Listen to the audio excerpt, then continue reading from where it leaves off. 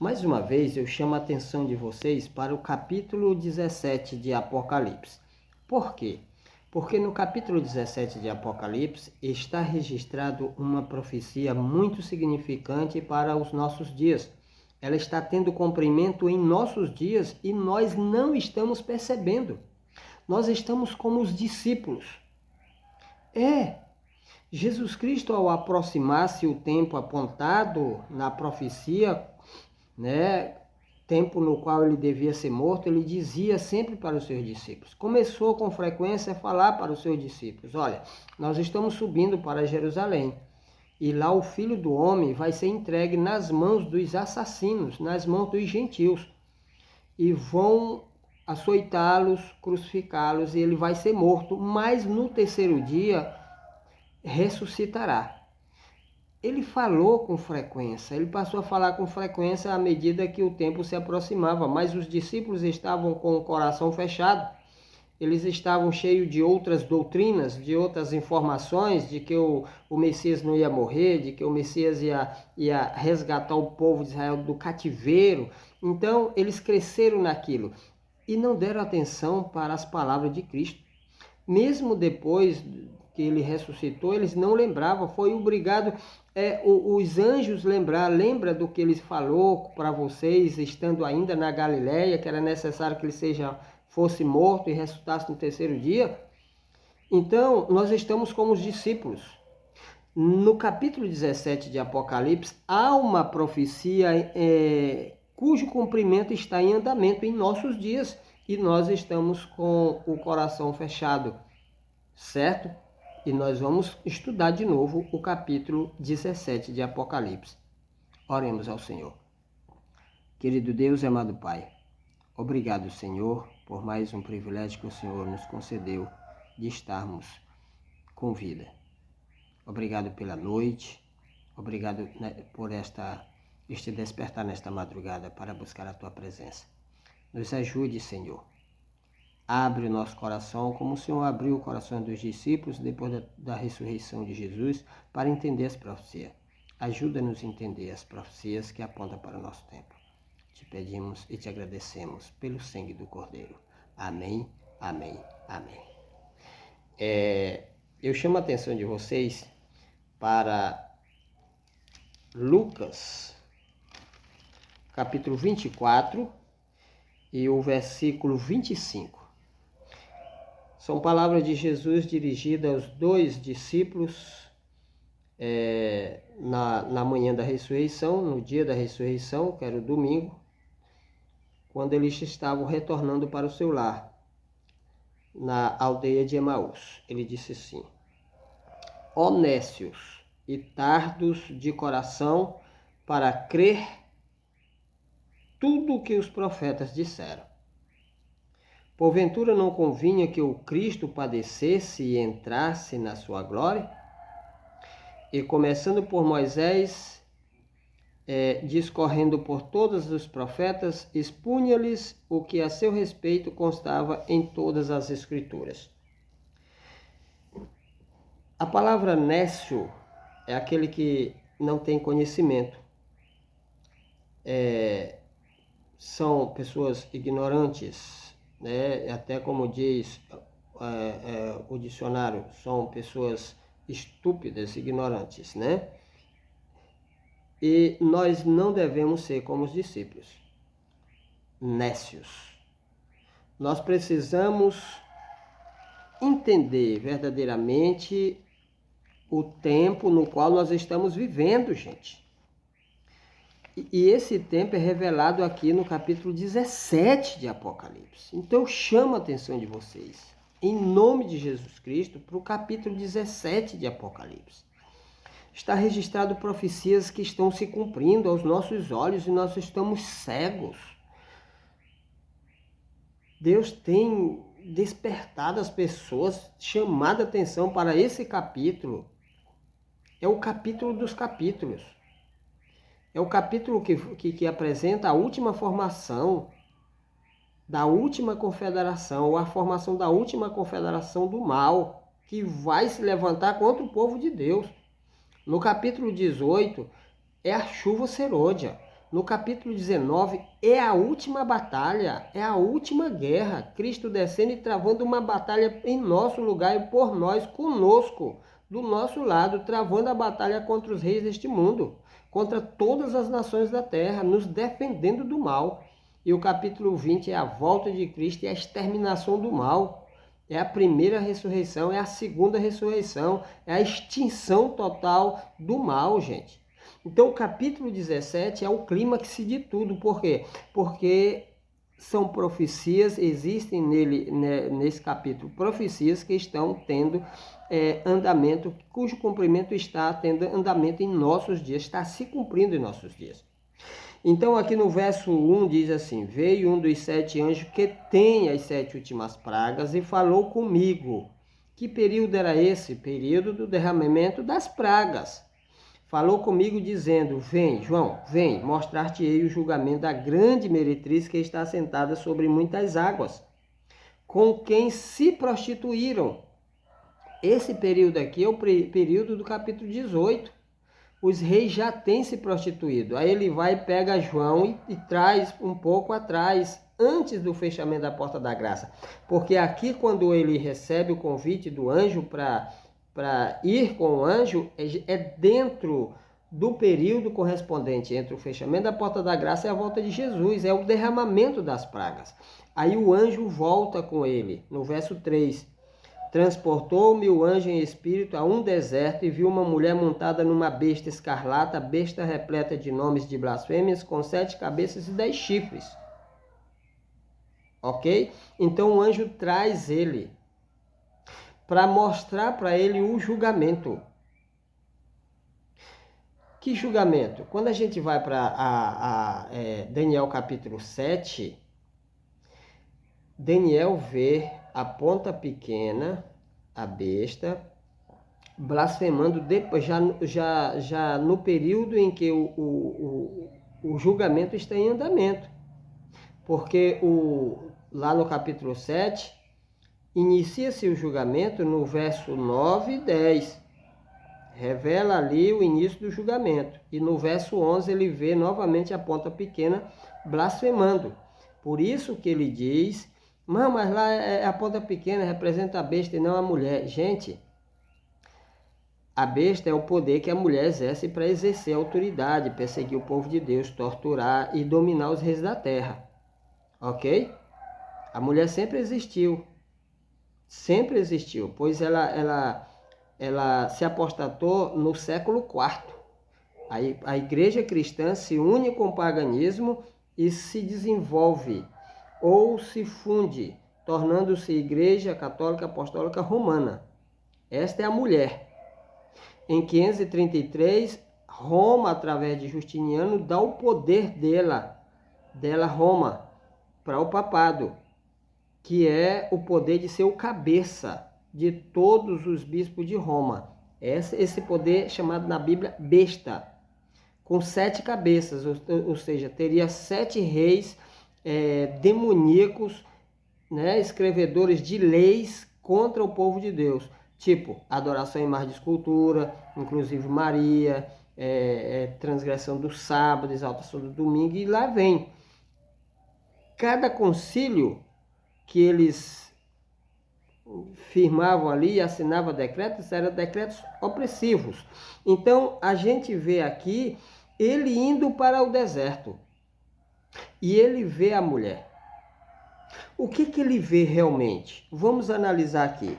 Primeiro ele vê uma mulher bem vestida, uma mulher bem adornada, montado no animalzinho de 7 vidas, atravessando o deserto com um cálice de ouro cheio de vinho e de abominações.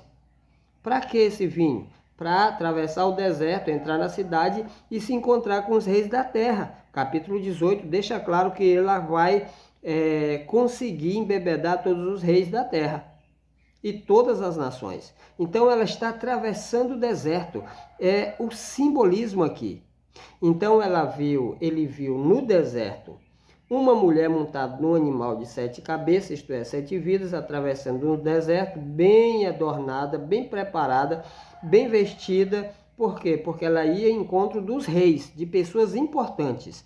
levando o cálice, certo? Levando o cálice. E ele viu também que ela estava embriagada. Por quê? Embriagada de quê? De vinho? Ela ia bebendo vinho? Não, era de sangue. O vinho ela ia levando para dar para os reis da terra. Ela estava embriagada de sangue. Isso dá a entender que no passado ela já havia perseguido o povo de Deus. Porque lá diz, no verso 6, ó. Então vi a mulher embriagada com o sangue dos santos e com o sangue das testemunhas de Jesus. E quando a vi, admirei-me com grande espanto.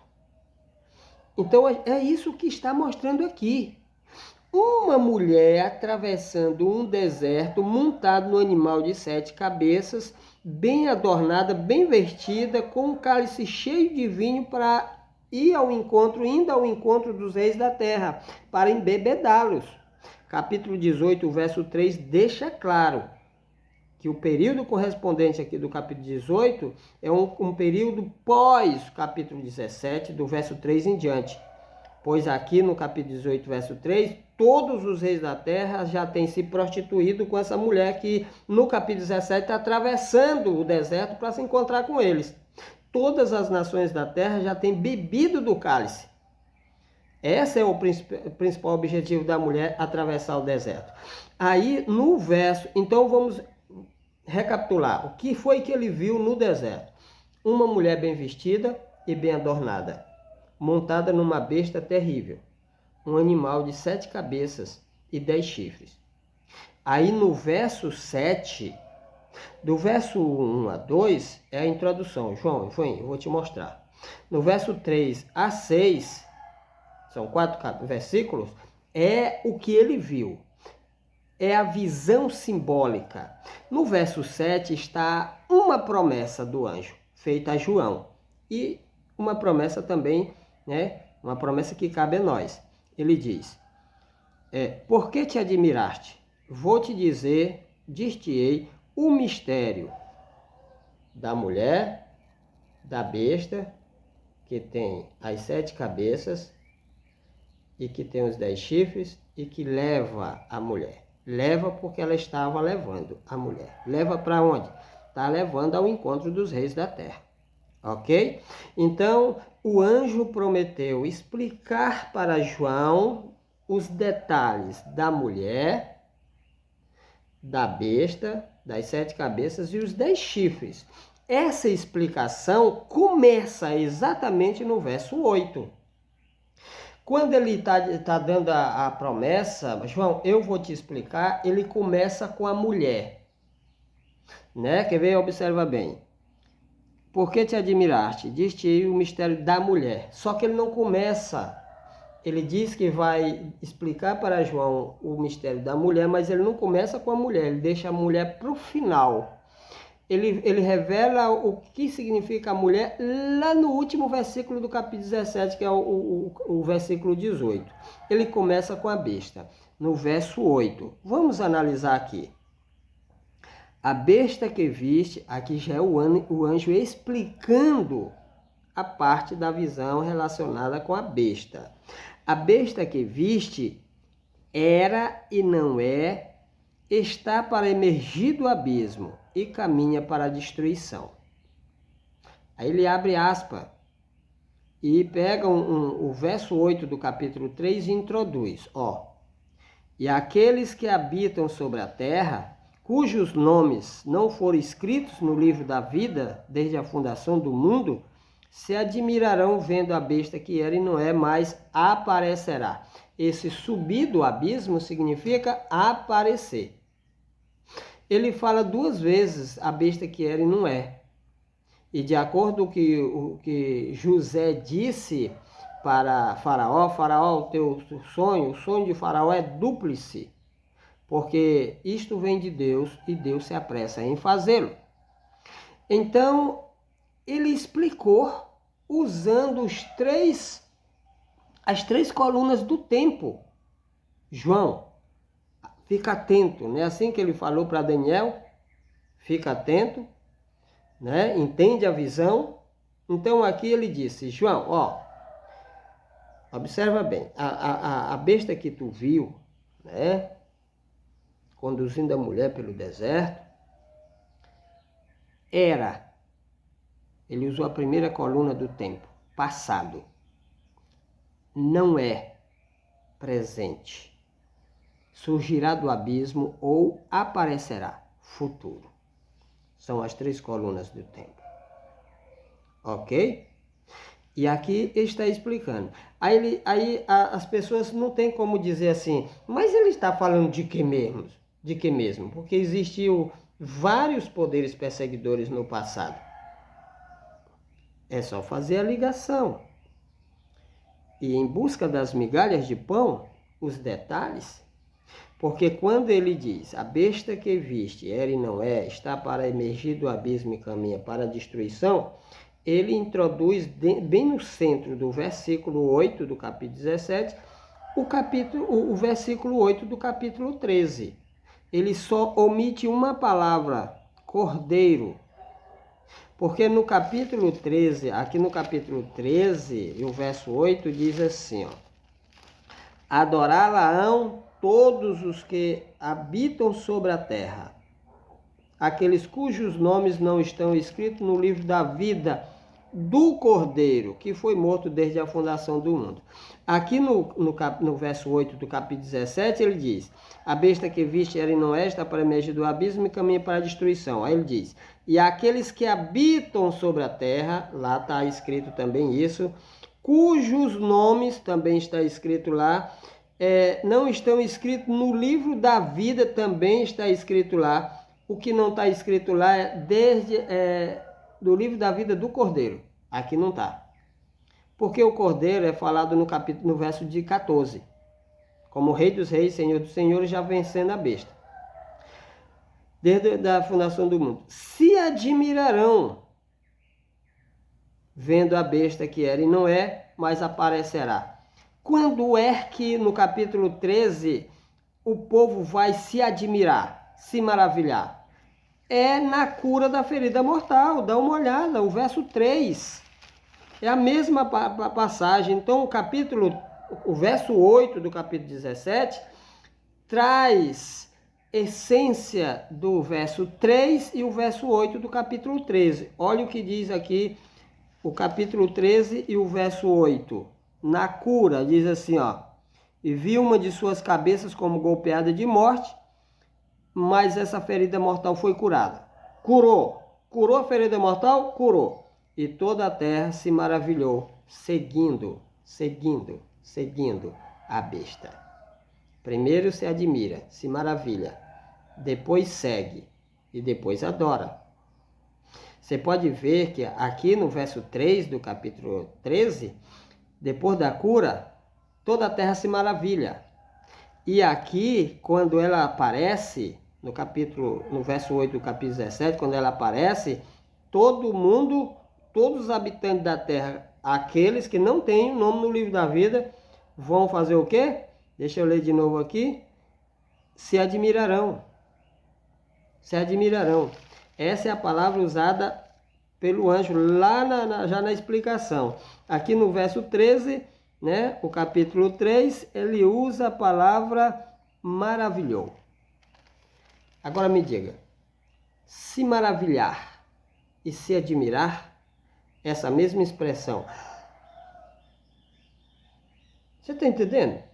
É a mesma coisa. É a mesma coisa. Então, é a mesma besta. A besta do capítulo 13, do verso 3 em diante, é a besta do capítulo 18, depois que ela, a 17, do capítulo 17, depois que ela sobe do abismo, depois que ela aparece. É a mesma besta. Então, aqui ele explica em detalhes quem é a besta, o poder papado restaurado, sob o comando do 8º rei, que ele explica lá no verso 11. Bom, aí ele explica sobre a besta. No verso 9, ele começa a explicar sobre as cabeças. Vamos ver. Aqui está o sentido, disse o anjo. Que anjo? O anjo de Jesus. Apocalipse 22 e 16. Eu, Jesus, enviei o meu anjo para vos testificar essas coisas às igrejas. Aqui é o anjo Gabriel. dizendo: aqui está o sentido que tem sabedoria. Não é para qualquer um, pessoal. É para quem tem sabedoria. Essa sabedoria aqui não é aquela embu que a gente adquire nos colégios seculares, não. Essa sabedoria aqui é aquela que parte do temor de Deus.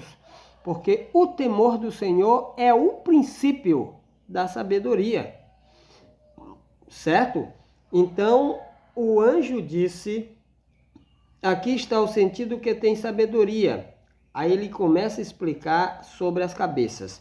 As 7 cabeças são 7 montes. Ele já está explicando. Nós temos que aceitar a explicação do anjo. Quando ele olhou para Nabucodonosor e disse: tu és a cabeça de ouro, o mistério deixou de ser mistério para Nabucodonosor. Certo?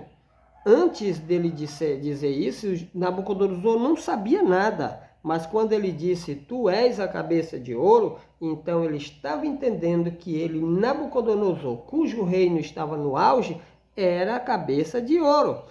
E quando ele disse: olha, depois de ti se levantará outro, ele então passou a entender que depois do reino dele teria uma outra potência, ou seja, que o reino dele um dia teria fim.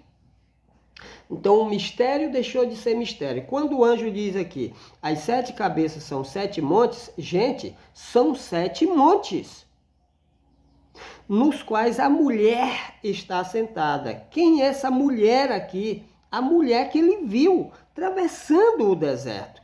Quem é essa mulher? O verso 18. A mulher que viste é a grande cidade que domina sobre os reis da terra.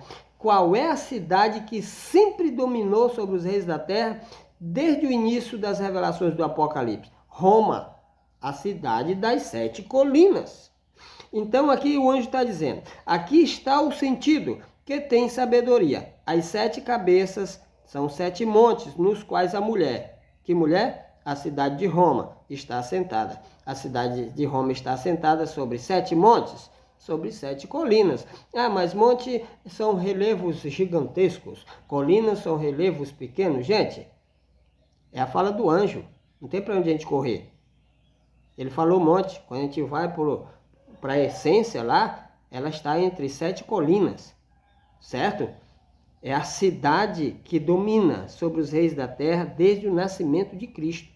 E vai dominar. Dominou na era do paganismo e dominou na era do catolicismo.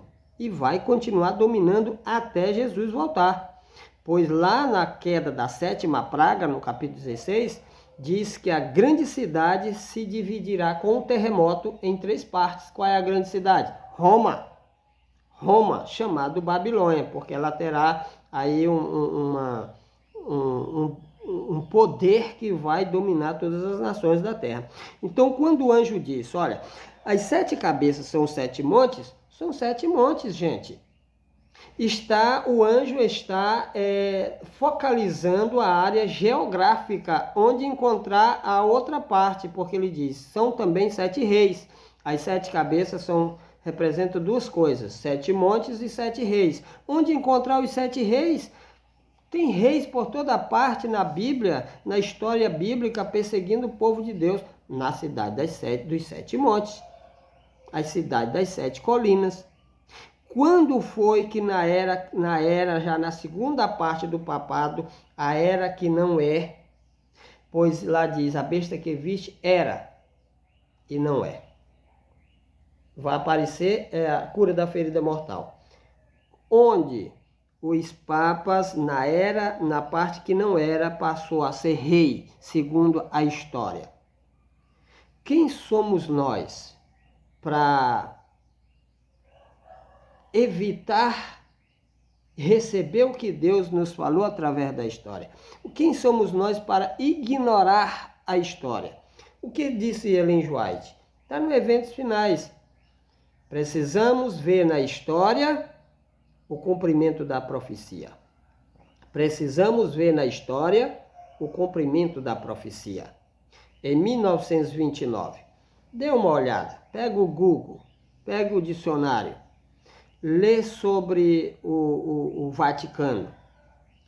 Governo, forma de governo, monarquia. O que é monarquia? O que é um governo monárquico? Reis, quando foi fundado esse poder religioso?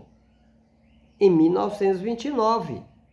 Em 1929 foi fundado um governo monárquico, vitalício, porque os reis, eles vivem até a morte. Teve reis em Israel que começou com 9 anos e viveu até morrer. Davi começou com 30 anos e reinou até morrer. Então, reis vivem até morrer. Aliás, governa até morrer. Então, aqui está dizendo assim, ó. O verso 9. Aqui está o sentido que tem sabedoria. As 7 cabeças são 7 montes nos quais a mulher está sentada, são também 7 reis. Aí o verso 10. Dos quais, ou dentre esses 7 reis, que deveria surgir na cidade dos 7 montes, dos quais caíram 5. Um existe e o outro ainda não chegou. E quando chegar, tem de durar pouco. Quando a gente observa, desde 1929, desde o Tratado de Latrão para cá, já houve 6 papas que morreram. Isto é, 6 cabeças que já caíram. Porque nós somos nécios e tardos de coração para crer naquilo que Deus revelou através da sua palavra e através da história. Precisamos ver na história o cumprimento da profecia. Precisamos ver na história o cumprimento da profecia. Ah, mas eu não acredito, ainda o 8º rei é um outro reino que ainda vai surgir. Aí o coronavírus já está fazendo a seleção daquelas pessoas que vão entrar na era do terror e nós ainda ficamos de braços cruzados esperando o surgimento de um outro rei ou um outro reino. Gente, nós estamos vivendo no período correspondente à história e o finalzinho da história da 7ª e última cabeça, Bento XVI. 5 já caíram. Vamos ver na história. Qual foi o Papa que fez a concordata, que começou a reinar no reino que foi fundado em 1929? Pio XI. Sucedido por Pio XII, depois João 23, depois Paulo VI, 4, aí vem João Paulo I, 5. 5 já caíram. Passado da explicação do anjo e da visão, 5 já caíram. 1 existe. Então João foi transportado para o período correspondente dentro do qual estava reinando a 6ª cabeça. Voltando para o simbolismo, quando ele foi transportado para o deserto, a besta ia sendo dominada pela 6ª cabeça. 5 já havia caído. Então, se tem 7 cabeças, a mulher estava já chegando perto dos reis, onde encontrar os reis da terra para embebedá-los, pois já estava vivendo na 6ª cabeça. De lá para cá, 6 cabeças já caíram e falta uma. Mas a Bíblia diz que a 7ª, quando viesse, deveria durar pouco. Bento XVI, o único desses 7 reis, o único, desistiu do poder. Por que desistiu? Já que o seu governo é um governo vitalício, um governo por toda a vida, um governo até a morte. Por quê? Para cumprir a profecia, gente. Ele desistiu, mas não morreu. A cabeça continua viva. Ah, mas o Papa Francisco é o 8º. Quem disse? Dentro da profecia, 5 caíram, 1 existe. Essa pronúncia do anjo dá a entender que uma cabeça só surge ou só toma o controle do corpo quando a atual cai. Quando a atual cai. Um rei só domina quando o outro morre. O que está dominando morre. Aí o outro sobe no trono.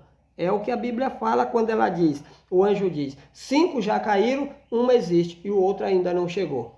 Por que o outro ainda não tinha chegado? Porque existia um. quando no dia que essa cabeça caísse, a outra tomava o controle do corpo.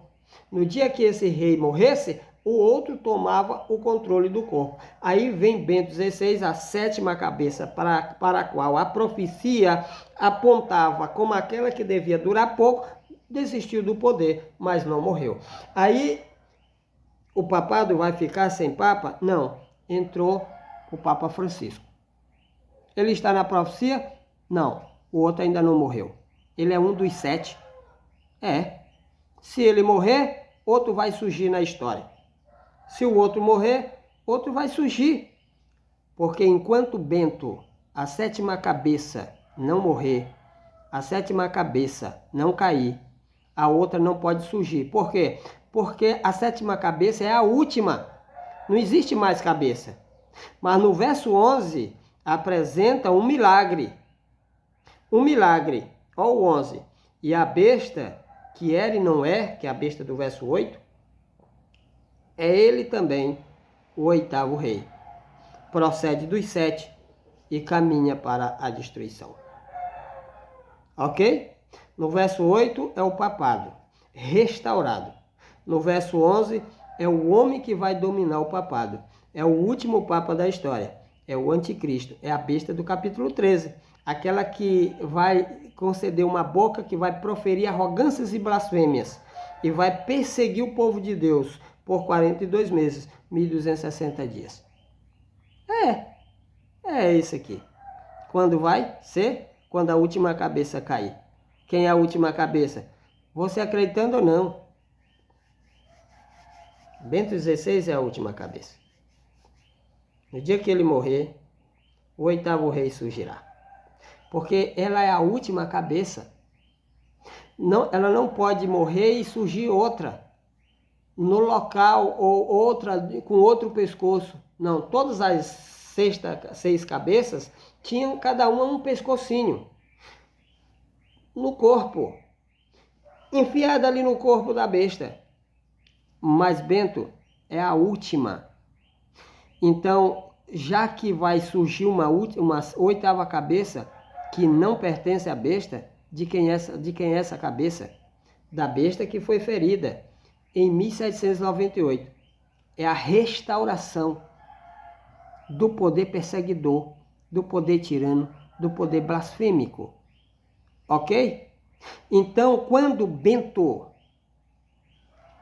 abre os olhos da tua mente, porque nós somos tardos de coração, nécios, para entender o que Deus está revelando, é só comparar a profecia com a história.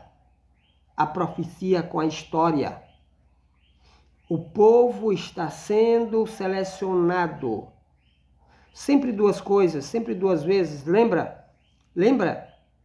2 sonhos para José, 2 sonhos para Nabucodonosor, 2 sonhos no dia de Daniel, um para Nabucodonosor e outro para Daniel, revelando o sonho. 3 sonhos revelando a mesma coisa. Sempre 2 coisas ou mais. Lembra? O que foi que José disse para Nabucodonosor? O sonho de Nabucodonosor, aliás, para Faraó, o sonho de Faraó é dúplice. Porque isto vem de Deus e Deus se apressa. Deus tem pressa. Deus tem pressa. Deus tem pressa. O corona, quantas vezes ele já vai guerreando contra a humanidade? 2. Na primeira estava levando só os velhinhos. De repente, ele passa por uma metamorfose, uma mutação e começa agora a matar todo mundo. Já na segunda, quando é 2 vezes, é porque isto vem de Deus. E Deus tem pressa. Deus tem pressa. Deus tem pressa. Então, Deus está selecionando, colocando aquelas pessoas que Ele quer colocar para dormir. E deixando as pessoas que Ele quer que fiquem para enfrentar os últimos momentos da história deste mundo. Eu posso estar na fila daqueles que vão ficar ou naqueles que vão descer. Eu não sei, você não sabe. precisamos estar com a nossa vida em dias com Deus. Você pode estar hoje tranquilo, bem com a vida, bem de saúde, mas amanhã você pode estar dentro de um caixão. Aliás, infelizmente tiraram essa